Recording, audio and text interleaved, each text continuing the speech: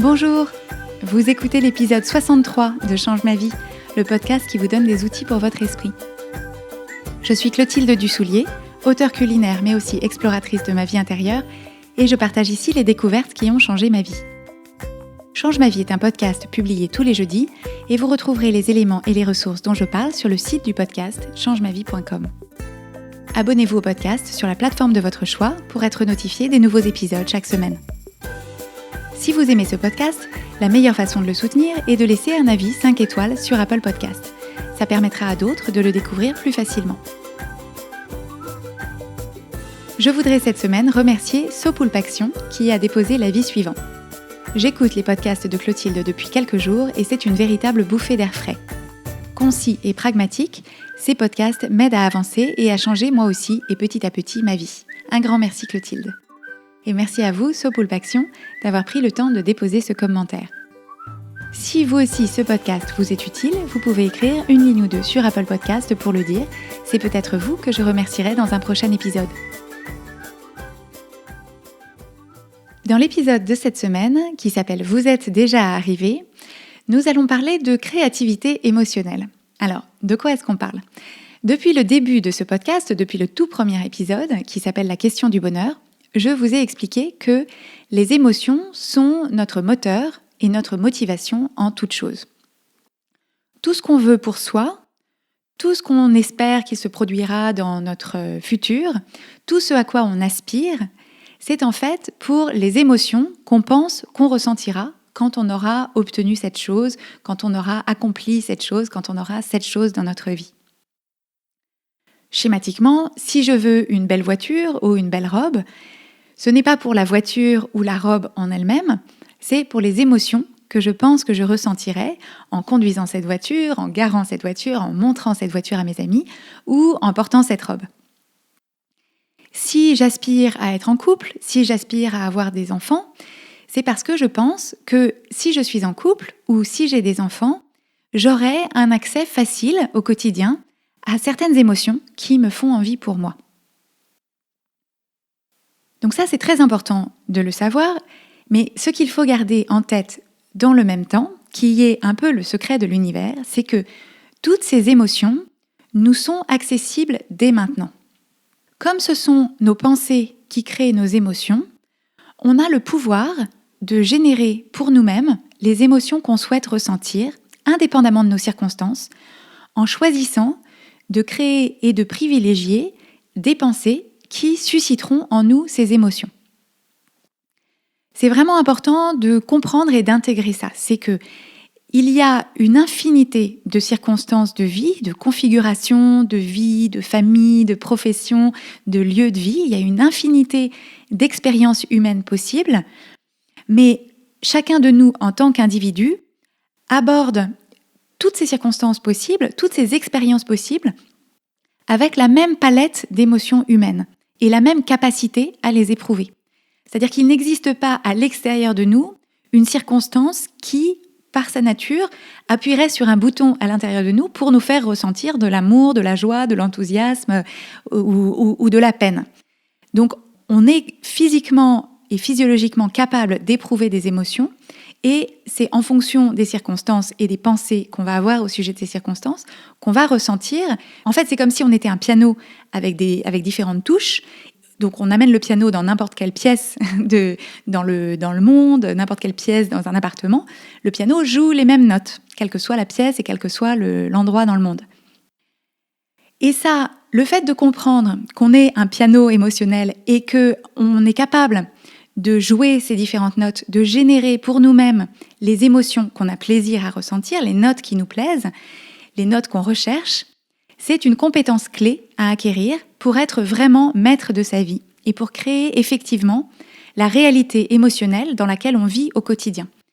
Et ce, de façon autonome et indépendante. Pour vous approprier ce mécanisme, et pour que vous puissiez développer cette compétence de créativité émotionnelle, je vais vous proposer aujourd'hui un exercice, une pratique que j'effectue moi-même et qui m'apporte beaucoup. La première étape pour mettre en place cet exercice, cette pratique, c'est de penser à quelque chose que vous voulez pour vous et pour votre vie. Donc ça peut être quelque chose que vous voulez, un changement que vous voulez opérer dans votre vie, une résolution d'un problème que vous avez qui se présente actuellement, ou alors un objectif professionnel, peut-être un voyage que vous avez envie de faire, une configuration familiale, un lieu de vie. Donc vous vous projetez dans cette situation qui vous fait envie pour vous. La première partie de l'exercice, c'est de vous demander, quand vous vous projetez dans cette situation future, quelles sont les émotions que vous associez à cette expérience future, à ce rêve, à cet objectif. Comment est-ce que vous pensez que vous vous sentirez quand vous aurez ça dans votre vie, quand vous aurez accompli cette chose, quand vous serez dans cette situation?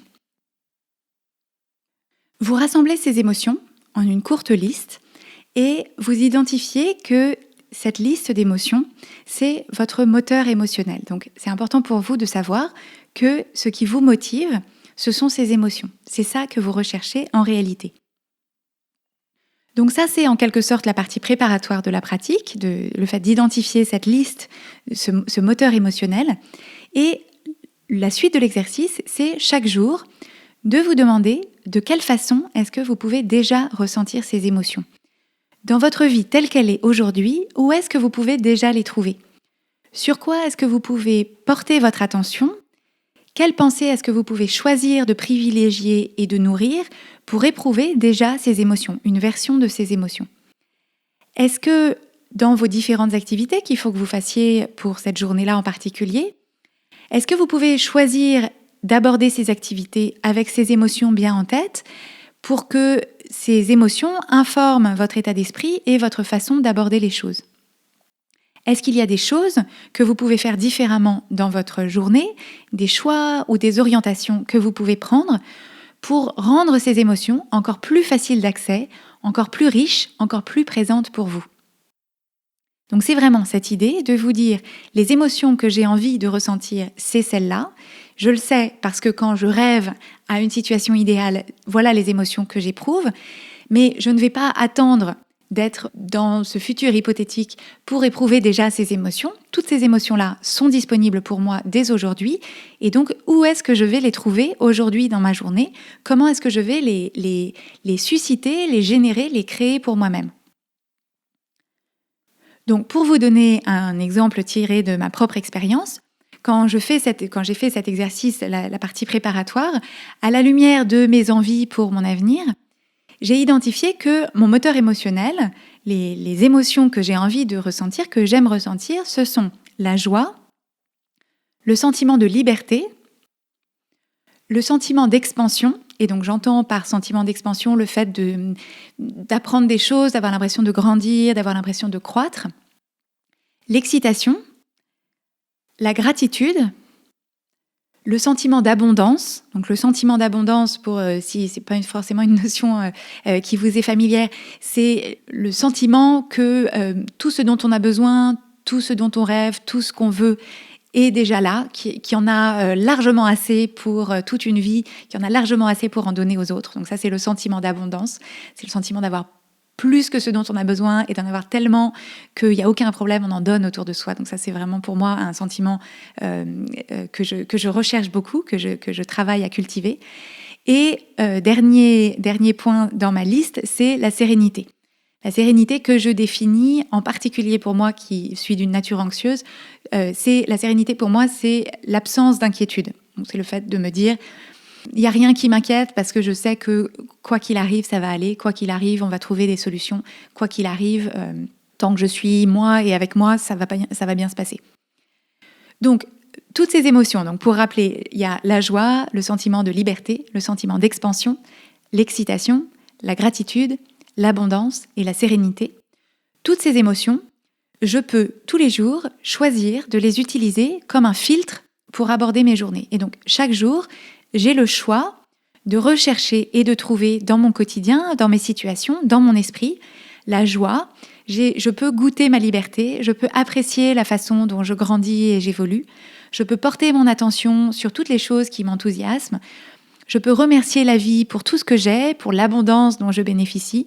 Et je peux mettre mes inquiétudes en pause ou en perspective pour trouver en moi la sérénité.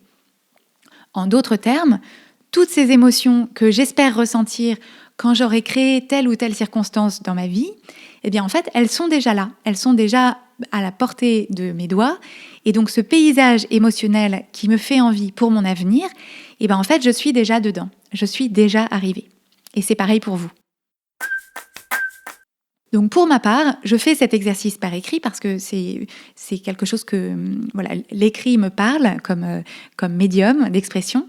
Donc je passe chaque émotion en revue, chacune des émotions de la liste, et je me fais une sorte de petit exercice d'écriture où j'écris en recherchant intérieurement où est-ce que cette émotion se trouve pour moi ce jour-là, quelle forme elle prend, quel goût elle a, sur quoi est-ce qu'il faut que je porte mon attention pour faire vivre cette émotion en moi. Et si certains jours, l'une de ces émotions me paraît peu accessible, si j'éprouve de la résistance, si ça ne vient pas, je ne force pas, c'est-à-dire que je ne me juge pas ou je ne désespère pas de ne pas trouver cette émotion-là pour moi. Je la mets de côté en me disant, bon, aujourd'hui, cette émotion-là, je ne sais pas encore exactement comment la trouver, voilà, ça ne vient pas, mais je la garde en tête en me disant, là comme ça, je ne vois pas trop, mais on va voir. Peut-être la journée va me surprendre et je vais trouver une opportunité dans ma journée pour susciter, par exemple, la joie. Quand on traverse une période difficile, la joie, enfin une période de grande tristesse, par exemple, la joie peut être un petit peu plus difficile à trouver. Donc, il ne s'agit pas de... Enfin voilà, faut avoir de la compassion pour soi-même, de se dire aujourd'hui, honnêtement, la joie, je la vois pas. Mais peut-être que je vais tomber sur quelque chose, entendre quelque chose que voilà, la vie ou quelqu'un va me surprendre et me procurer cette joie c'est-à-dire me donner l'opportunité d'avoir une pensée qui va me permettre de générer la joie pour moi-même. Alors, si vous êtes comme moi, vous verrez que vous ressortirez de cette pratique le cœur léger, gonflé de toutes ces émotions positives que vous aurez générées pour vous-même. Donc c'est vraiment un atelier créatif des émotions. Et le premier bénéfice, c'est ça, c'est d'améliorer rapidement votre météo émotionnelle en jouant précisément sur vos émotions préférées, en générant justement pour vous ces émotions qui vous font vibrer. Le deuxième bénéfice, c'est de développer votre créativité émotionnelle, c'est-à-dire de comprendre de plus en plus finement, de façon de plus en plus naturelle et d'une façon que vous vous appropriez vraiment, de comprendre comment fonctionne votre piano émotionnel, c'est-à-dire sur quelle touche il faut appuyer pour entendre telle ou telle note émotionnelle. Et le dernier bénéfice, c'est de vous apercevoir que tout ce dont vous rêvez, pour les émotions que ça va vous procurer, toute cette réalité émotionnelle-là qui vous fait envie pour votre avenir, cette réalité émotionnelle-là, elle existe déjà dans votre vie et il n'y a qu'à se baisser ou la travailler un petit peu pour la ramasser. C'est vraiment l'idée de se dire que ces circonstances futures auxquelles j'aspire, je ne les ressentirai dans le futur qu'à travers ce piano émotionnel intérieur. Et ce piano émotionnel intérieur, ce sera le même dans l'année prochaine qu'aujourd'hui. Et donc, autant apprendre à jouer ces notes-là, autant entendre déjà cette musique émotionnelle que j'ai envie de jouer pour moi-même. Et si on regarde les choses sous l'angle de la loi de l'attraction, donc la loi de l'attraction, c'est une façon de voir la vie et la dynamique de notre énergie dont je vous ai parlé dans les épisodes 25 à 30 de ce podcast, que je vous incite vraiment à écouter, que vous ayez déjà des idées préconçues sur la loi de l'attraction ou pas. Je vous ai fait la loi de l'attraction à ma sauce. Donc si on regarde les choses sous l'angle de cette loi de l'attraction, cette pratique vous met pile en alignement avec ce que vous voulez pour vous. C'est-à-dire que l'idée, c'est que plus vous faites vivre en vous ces émotions qui vous sont agréables, plus vous élevez votre vibration, la vibration c'est notre niveau émotionnel, plus de cette vibration élevée, vous attirerez d'expériences et de personnes de cette nature émotionnelle, et plus les actions que vous entreprendrez vous rapprocheront de façon naturelle et inspirée de ce que vous voulez créer dans votre vie.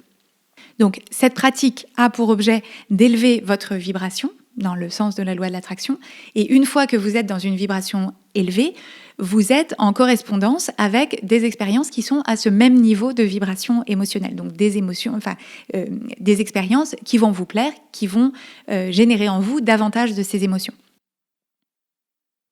Encore une fois, pour mieux comprendre ces affaires de loi de l'attraction, de vibration, d'alignement et d'action, je vous renvoie à la série que j'ai faite sur la loi de l'attraction, épisode 25 à 30 de Change ma vie. Vous retrouverez les notes de cet épisode sur changemavie.com où vous pouvez aussi vous inscrire à la newsletter pour recevoir 3 exercices simples pour mieux explorer votre esprit. Si vous avez envie de plus de clarté dans votre cheminement, si vous avez envie de mieux vous approprier les outils dont on parle sur Change ma vie, d'avancer plus vite avec plus de confiance, sachez que je propose une formule d'accompagnement personnalisée. Si c'est quelque chose qui vous tente, je serai ravie d'en discuter avec vous. Rendez-vous sur la page changemavie.com/coaching pour en savoir plus et solliciter une première conversation gratuite de découverte. Abonnez-vous au podcast Change ma vie sur Apple Podcasts, laissez-y votre avis si vous le voulez bien et suivez son actualité sur Instagram et sur Facebook sous l'identifiant Oui Change ma vie en un seul mot. Et n'hésitez pas à partager ce podcast avec vos amis si vous pensez qu'il pourrait leur être utile. Merci et à jeudi.